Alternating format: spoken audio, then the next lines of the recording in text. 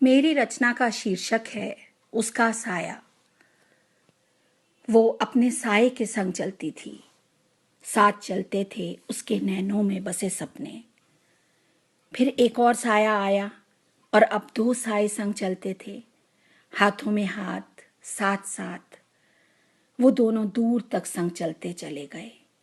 लड़का देखता, हैरान होता और अनुरक्त होता ये देखकर कितनी कशिश है उसकी आंखों में। बोलती सी आंखें थीं उसकी, बेइंतहा खूबसूरत, बड़ी बड़ी पलकें जिनसे उनका प्रेम छलक छलक जाता था। बेहद मोहब्बत थी उन दोनों में। समय के साथ चलते चले गए दोनों, एक दूसरे के दर्द बांटते हुए, कभी हंसते हुए, कभी मुस्कुराते हुए। वो उसे अपने ख्वाब सुनाती, अपने ख्याल बांटती और लड़का उसका हाथ पकड़ सुनता सा, उसके पाक प्यार में डूबा हुआ मन में कुछ बुनता रहता।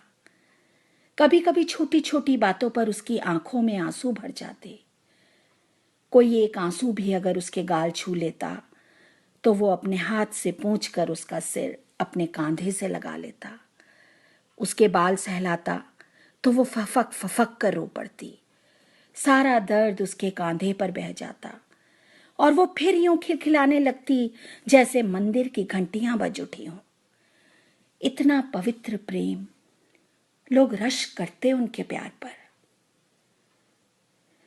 फिर कुछ यूं हुआ कि जिंदगी की मजबूरियों ने उसे यहां वहां मशगूल कर दिया, इतना कि लड़की के आंसू दिखने बंद हो गए उसे। एक सरसरी निगाह से उसे देखता और अपने काम में लग जाता या फिर इधर उधर कहीं चला जाता और वो खामोश होती गई। अब जब हंसती थी तो मंदिर की घंटियां नहीं बजती थी। धीरे धीरे आंसू सूखते गए और वो लड़की उस पर गीत लिखती रही, कभी हौले हौले गुनगुनाती रही, जो लड़के ने ना कभी पढ़े और ना कभी सुने। बस उसकी दर्द भरी आवाज सबाओं में घुलती रही।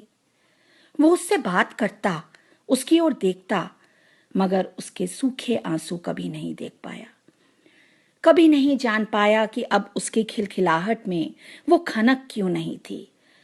कभी महसूस नहीं कर पाया कि अब वो उसके कांधे पर सिर रखकर रोती नहीं थी, बस चुप रहती थी, कुछ सोचती सी।